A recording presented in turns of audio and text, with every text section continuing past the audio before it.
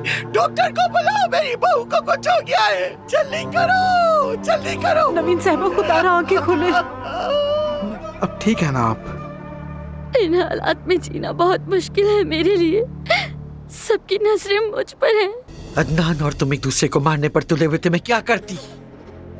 तुमने मेरे पास कोई चारा ही नहीं छोड़ा था। क्या तुम्हारी हरकतें ऐसी हैं कि तुम अपने बच्चों के साथ रहने के लायक हो अब्बास? मेरी जान, वैसे मैं सोच रही हूँ कि वो उस औरत के साथ क्या कर रहा होगा इस वक्त।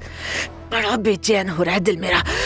अरे आपा, आपको खुद इस आदमी को देखना चाहिए। इसके पास तो फूटी कौड़ी तक नहीं है। मुझे तो इसको देखकर ही तरस आ रहा है। क्या ही मिलेगा इससे? मेरी बेटी, मेरी जान, तुमने तो मुझे डरा ही दिया था। कहाँ चली गई थी?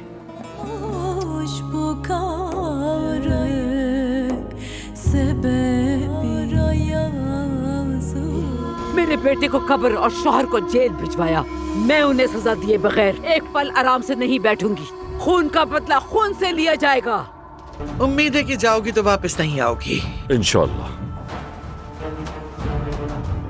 मैं वापस आऊंगी असमत साहिबा,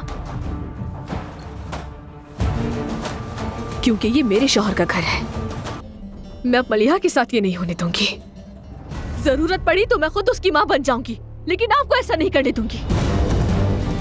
लोग बुराई के साथ थोड़े पैदा होते हैं। बुरे काम इसलिए नहीं करते कि वो फितरतन बुरे हैं। मैं तो इसलिए करती हूँ ये काम ताकि तुम लोग खुश रह सको, तुम लोग मोहताज ना हो किसी के कभी।